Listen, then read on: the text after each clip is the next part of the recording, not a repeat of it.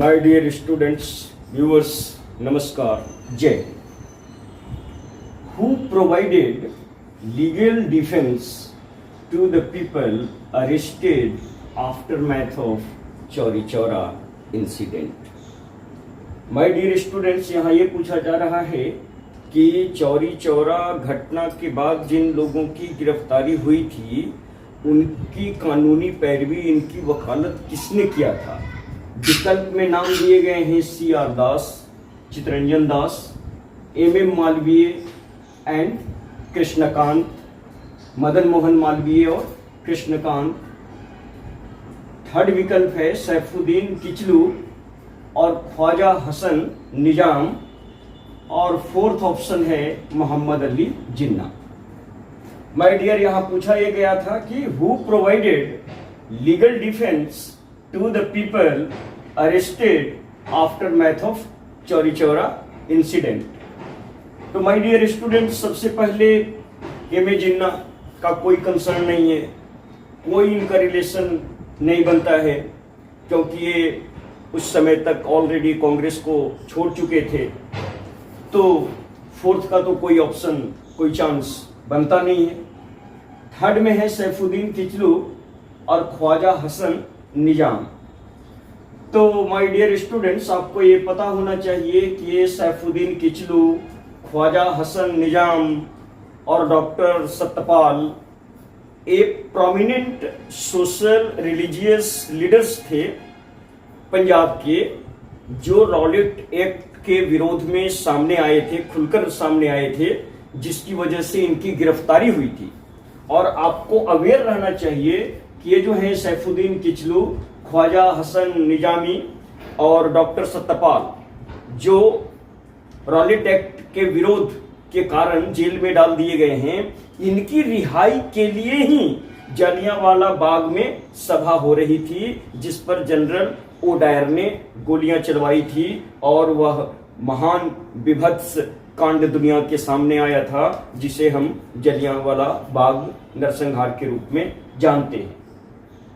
तो my dear students, Saifuddin Kitchlew और ख्वाजा हसन निजाम जो हैं वो लीगल प्रोवाइडर नहीं है, ये लोग सोशल रिलीजियस लीडर्स हैं जिनकी अरेस्टिंग हुई है, और इन्हीं की अरेस्टिंग के खिलाफ जलियांवाले बाग में सभा हो रही थी, जिस पर गोली चली और 13 अप्रैल बैसाखी के दिन वो महान विभत्स कांड हुआ।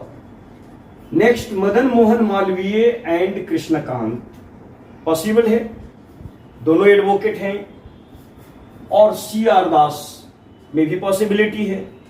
चितरंजन दास भी प्रोमिनेंट एडवोकेट हैं, और चितरंजन दास के बारे में मैं आपको ये बता दूं कि इन्होंने ही वारिंद्र कुमार घोष का मुकदमा लड़ा था, और उनके कैपिटल पनिशमेंट, फांसी की सजा को लाइफ इम्प्रिजनमेंट, आजीवन कारावास में कम्यूट करवाए थे।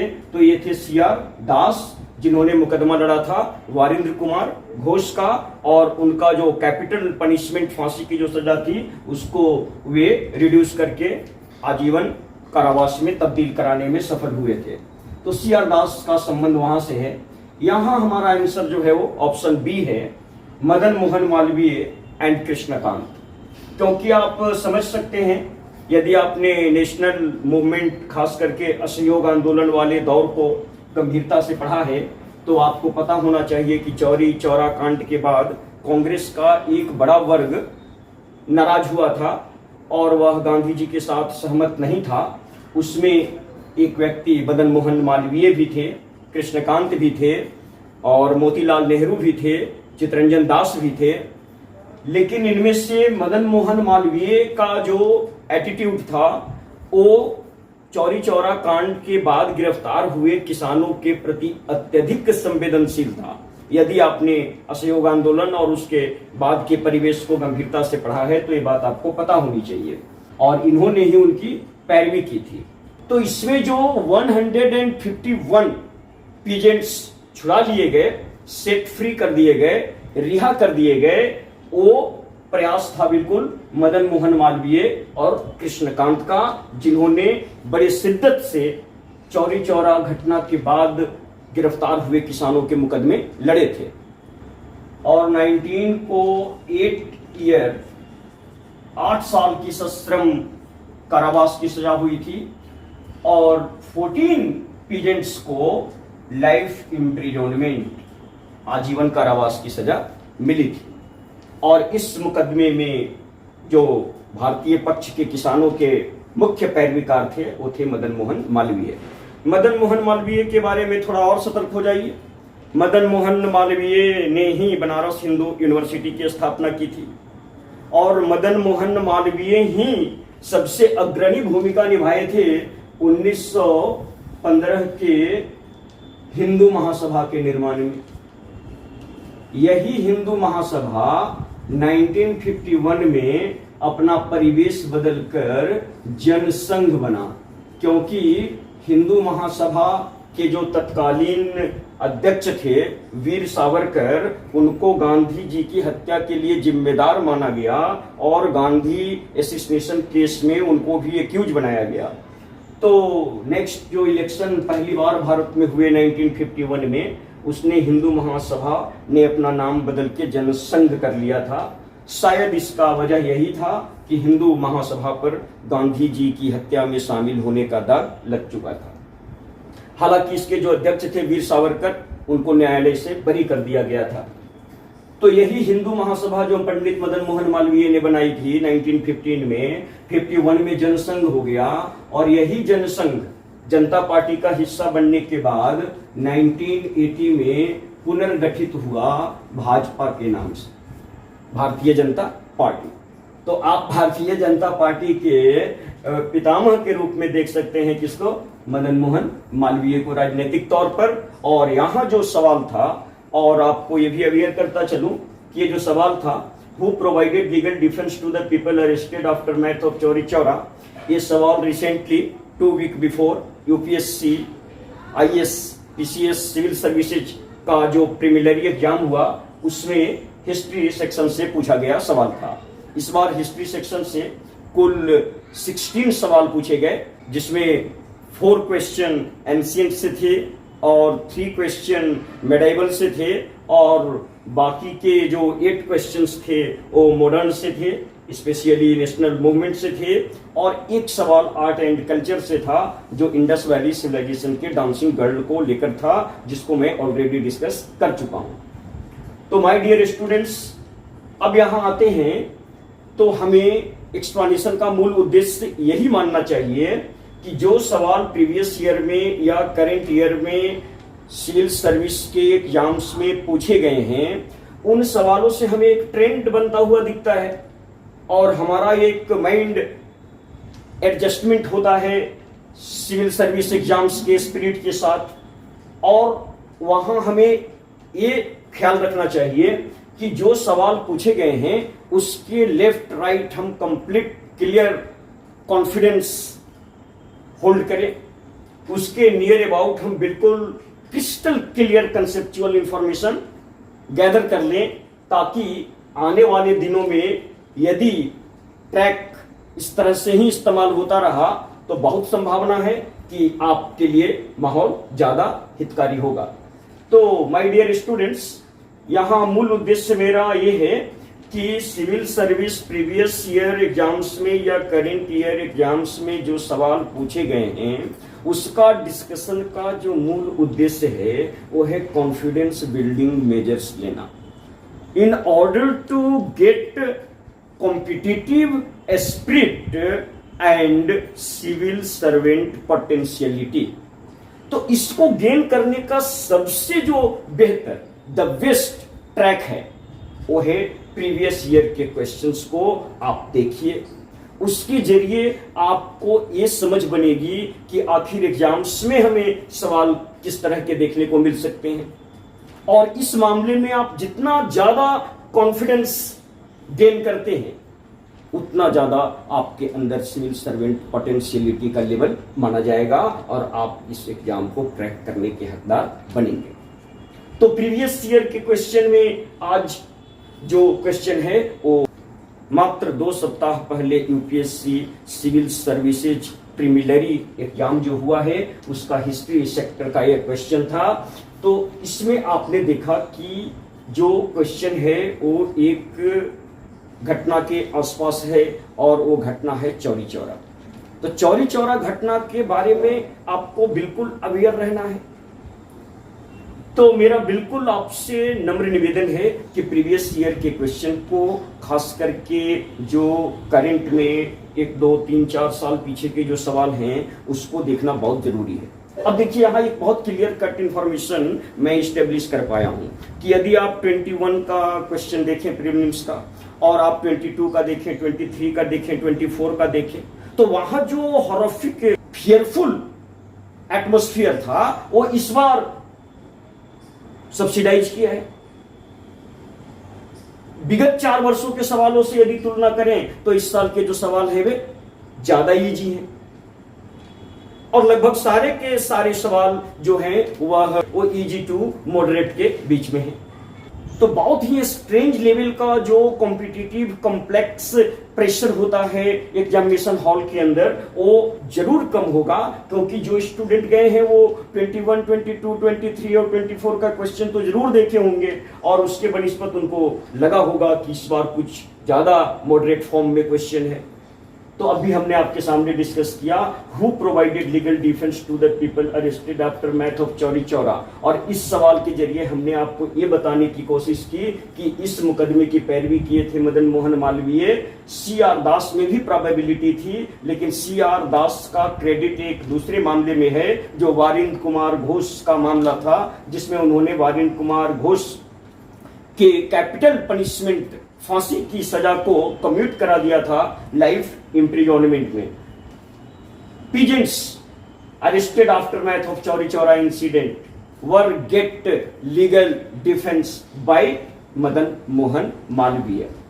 चौरी चौरा की घटना हुई थी 4 फरवरी को, और इस चौरी चौरा की घटना के बाद नेक्स्ट डे 5 फरवरी को गांधी जी ने असहयोग आंदोलन को पोस्टपोन कर दिया।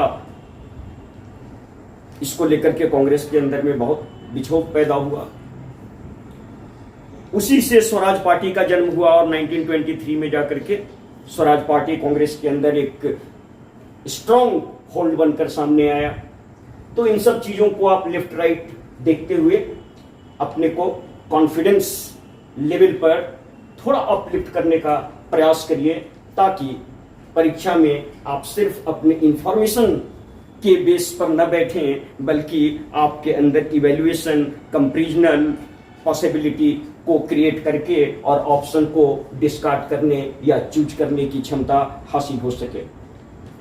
तो माय डियर स्टूडेंट्स, अब नेक्स्ट क्वेश्चन लेता हूं, जिसमें यह कहा गया है कि subsequent to which of the following events Gandhi ji who consistently opposed untouchability and appealed for its eradication from all spheres decided to include the upliftment of Harijan in his political and social programs। तो अगला सवाल जो इसी साल UPSC PT के exam में पूछा गया है, सिविल सर्विस के एग्जाम में, उसमें यह पूछा जा रहा है कि वो कौन सी महत्वपूर्ण घटना है जिसके बाद गांधी जी ने यह निर्णय ले लिया कि अब उनके सार्वजनिक जीवन का मुख्य केंद्र अपलिफ्टमेंट ऑफ हरिजन और इरेडिकेशन ऑफ अनटचेबिलिटी होगा। तो हरिजनों के कल्याण की ओर गांधी जी ने अपना कदम कब बढ़ाया, वो कौन सी घटना थी? तो माय डियर, बड़ा ही इंटरेस्टिंग है। गांधी जी ने ये कदम तब उठाया जब उन्होंने एक तरह से कहा कि नेशनल मूवमेंट वाले स्ट्रीम से मेरा रिश्ता औपचारिक रहेगा, और अब मेन जो मेरा कार्य क्षेत्र है वह हरिजनों का उद्धार होगा, मुख्य धारा में हरिजनों को लाना होगा और उनको सामाजिक, आर्थिक और राजनीतिक तौर पर आत्मविश्वास से भरना होगा, उनको समाज का अभिन्न हिस्सा है ये एहसास कराना होगा, और इन सब कार्यों में अब मैं पूरी तरह से समर्पित रहूंगा। नेशनल मूवमेंट हमारा सेकंड प्रायोरिटी में रहेगा। तो गांधी जी ये स्टेप तब लिए जब उनको BR अम्बेडकर की ओर से चैलेंज मिला था, और वो घटना थी 1932 की। अब 1928 से 29, 30, 31 और 32 के बीच में आप जो कॉम्प्लेक्स सिचुएशन देखते हैं, Simon Commission, all party committee, Nehru report, Lahore session, demand of fuller capacity independence, Poona pact, तो ये जो कॉम्प्लेक्स सिचुएशन बन रहा है वहीं पर ये चीज हुई है। गांधी जी ने ये डिसीजन लिया है कि अब उनका मुख्य कार्य क्षेत्र हरिजन उद्धार होगा, अपलिफ्टमेंट ऑफ हरिजन सोसाइटी होगा। और ये घटना थी कि 1932 में बी आर अम्बेडकर साहब जब लंदन से लौटे तो वे हरिजनों के लिए स्पेशल इलेक्टोरेट लेकर लौटे थे। जैसे ही इनको इस बात की जानकारी मिली गांधी जी को, वे यरबदा जेल में फास्ट अंटिल डेथ पर चले गए। अब सोचिए स्थिति क्या है। राउंड टेबल कॉन्फ्रेंस हो रहा है लंदन में, कांग्रेस उसका बाइकआउट कर रही है। गांधी जी दांडी मार्च के बाद सविनय सिविल डिसोबीडियंस मूवमेंट कांग्रेस चला रही है। लंदन में राउंड टेबल कॉन्फ्रेंस चल रहा है। राउंड टेबल कॉन्फ्रेंस का कांग्रेस बाइकआउट कर रही है, लेकिन अदर बहुत सारे लीडर वहां पार्टिसिपेट कर रहे हैं इंडियन पीपल को रिप्रेजेंट करने के लिए। उसमें बी आर अम्बेडकर भी हैं और बी आर अम्बेडकर को वहां बड़ी तवज्जो दी जाती है और भारत के सारे हरिजनों आदिवासियों का उन्हें प्रतिनिधि, सॉलिटरी रिप्रेजेंटेटिव मान लिया जाता है और उनको ये अवार्ड दिया जाता है जिसको कम्युनल अवार्ड के नाम से भी हम लोग जानते हैं, जो उस समय ब्रिटिश प्राइम मिनिस्टर मैकडोनाल्ड ने डिक्लेयर किया था कि जिस तरह से 1909 के एक्ट में मुस्लिम्स के लिए स्पेशल इलेक्टोरल की व्यवस्था की गई थी, वैसे ही अब दलितों के लिए भी स्पेशल इलेक्टोरल की व्यवस्था होगी। इसी को कम्युनल अवार्ड कहा गया। और ये अवार्ड लेकर के अंबेडकर इंडिया वापिस आए। गांधी जी ने आमरण अनशन कर दिया, fast until death in his imprisonment in Yerwada jail. जब गांधी जी आमरण अनशन पर चले गए और कुछ दिनों के बाद उनकी तबीयत ज्यादा बिगड़ने लगी तो अंबेडकर के ऊपर दबाव बढ़ने लगा और अंततः अंबेडकर ने गांधी जी के साथ समझौता किया, जिसमें अंबेडकर इस बात के लिए राजी हो गए कि दलितों के लिए स्पेशल इलेक्टोरल की जगह आरक्षण होगा। और इस आरक्षण के मानने की वजह से केंद्रीय असेंबली में और स्टेट प्रोविंशियल असेंबलीज में दलितों की जो संख्या थी वो काफी बढ़ा दी गई। स्टेट प्रोविंशियल असेंबलीज में एससी और एसटी कोटे का जो 71 था स्पेशल इलेक्टोरेट में, वह बढ़ाकर 148 कर दिया गया आरक्षण में, रिजर्वेशन में। तो ये अंबेडकर और गांधी जी के बीच जो समझौता हुआ और इसके बाद गांधी जी ने ये स्वीकार किया कि वास्तव में इस देश की सबसे बड़ी जो जरूरत है वो सबसे पहले अनटचेबिलिटी को खत्म करना है। अनटचेबिलिटी को खत्म करना, इतने बड़े उपेक्षित समाज को मुख्य धारा में लाना हमारा पहला कर्तव्य है और आज के बाद मेरा जीवन इसी कार्य के लिए समर्पित होगा। और वे हरिजन उद्धार के क्षेत्र में चले गए। तो सवाल यही पूछा गया था, subsequent to which of the following events, which of the following events, Poona pact, Gandhi Irwin agreement, quit India movement, promulgation of government of India act 1935। देखिए 4 ऑप्शन दिए हैं। पूना पैक्ट मैंने स्पष्ट कर दिया है। पूना पैक्ट में गांधी जी अंबेडकर के बीच समझौता हुआ।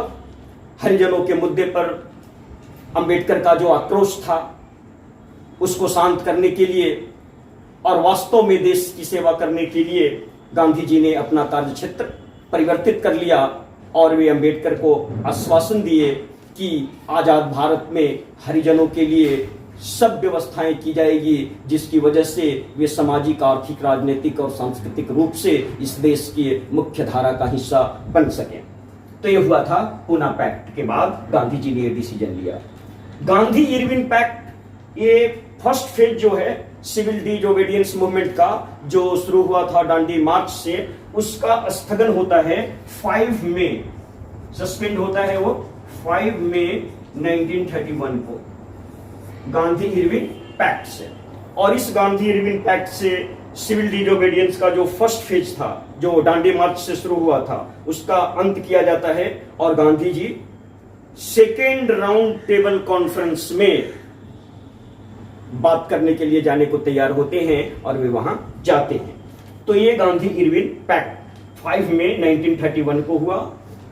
और क्विट इंडिया मूवमेंट के बारे में तो आपको पता ही है, ये 1942 में मुंबई के ग्वालियर टैंक मैदान से शुरू हुआ था और इसको प्रतीकात्मक रूप से शुरू करने बिगिन करने का जो श्रेय है वो अरुणा असफ अली को है। तो ये सेकंड क्वेश्चन हमने आज डिस्कस किया आपके सामने कि subsequent to which of the following events Gandhi ji who consistently opposed untouchability and appealed for its eradication from all spheres decided to include the upliftment of Harijan in his political and social programs। वह कौन सी घटना थी जिसके बाद गांधी जी ने यह तय कर लिया था कि अब उनके जीवन का जो मुख्य कार्य क्षेत्र होगा वह अपलिफ्टमेंट ऑफ हरिजन होगा, हरिजनों का उद्धार होगा, उनको देश की मुख्य धारा में लाना होगा। तो ये घटना थी Poona pact. My dear students, let me allow to go with another question, that is consider the following fruits. Consider the following fruits: papaya, pineapple, guava. How many of the following introduced to Bharat by the Portuguese in the 16th and 17th century? तो यहां 3 fruits के नाम लिखे हैं, गवावा, pineapple, papaya. और उसके बाद पूछा जा रहा है कि इनमें से कौन कौन से फ्रूट्स हैं जो पुर्तगीज ने इंडिया में इंट्रोड्यूस किया, इंडिया में पुर्तगीज ने लाए। ओनली 1 मीन्स सिर्फ papaya, only 2 only pineapple, all the 3 means papaya, pineapple and guava, all are introduced, all has been introduced in India by Portuguese। None of these या none of these, कोई भी नहीं Portuguese के द्वारा introduce किया गया। तो my dear student, here you must be aware about ये सारे जो फ्रूट्स एंड वेजिटेबल्स हैं, pineapple, guava, papaya, all are introduced in India by Portuguese। So the answer is all the 3. Beware, not only papaya, pineapple, guava, but also maize, tomato, potato, etc. are introduced in India by Portuguese। My dear students, here you have to see some left and right. Portuguese were the first European who reached India to initiate trade by ocean between India and Europe। Portuguese were followed by Dutch. पहले Portuguese आए, उसके बाद Dutch आए, Dutch के बाद अंग्रेज आए, अंग्रेज के बाद फ्रांसीसी आए। तो ये 4 मेजर यूरोपियन कंपनीज हैं जो इंडिया में ट्रेड करने के लिए आते हैं। इनमें सबसे पहले आते हैं कौन? Portuguese.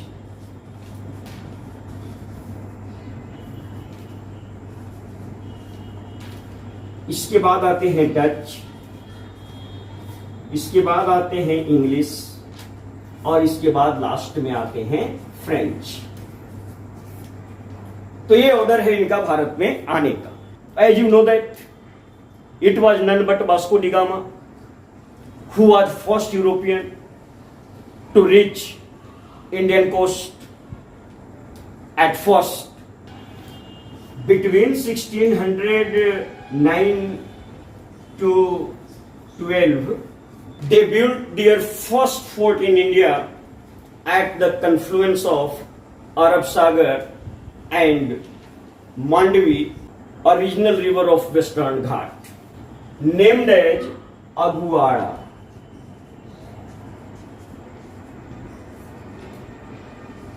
Near about Goa।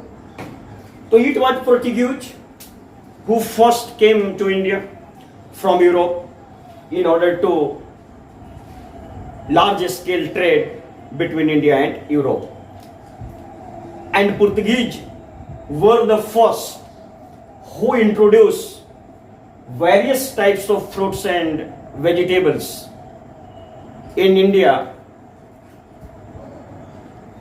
that were found by them in South America, especially from Brazil. तो ये स्पेनिश और पुर्तगीज ही पहले साउथ अमेरिका को कॉलोनाइज करने में सफल हुए और वहां से उन्होंने इन फलों को और सब्जियों को प्राप्त किया और फिर उसको भी भारत में भी इंट्रोड्यूस किए. तो ये जो सारे एक ब्रॉड लेवल ऑफ एक broad range of fruits and vegetables जो आप देख रहे हैं, including papaya, pineapple, guava, potato, tomato, pumpkin, maize, etc. has been introduced in India by Portuguese.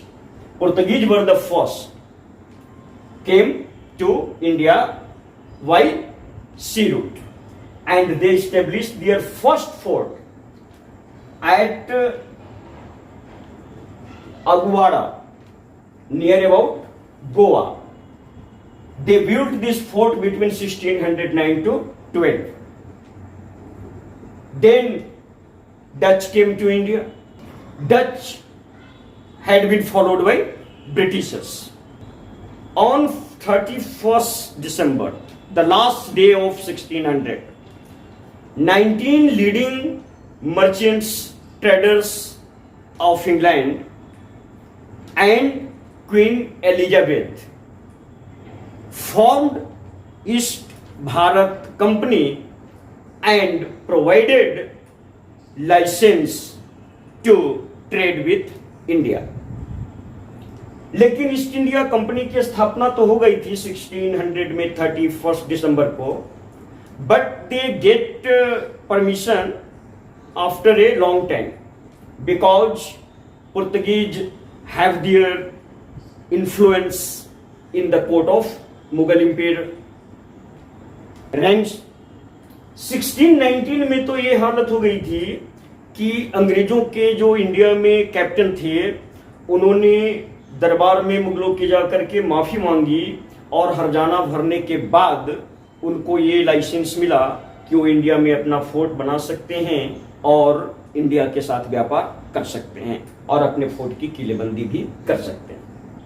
When the commander of East Bharat Company went before the Mughal emperor in the court and deposited a large money as economic punishment and sought for pardon. After this, East Bharat Company provided license to build their fort and fortified them. It was a big success for East India Company. East India company के बाद French का आगमन होगा. French east India company आएगी. In the year of 1611 French east India company had been established, but they built their first fort in India in 1668 at Machilipatnam. So my dear student, you must be aware, these questions are nothing but the windows to see the world of UPSC or civil service exams.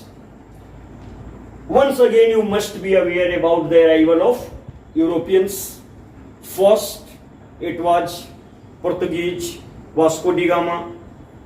They followed by Dutch, Dutch followed by British, British followed by French. These are the order of European companies' arrival in India. So my dear students, how do you find this video? Must say, it is very necessary to execute.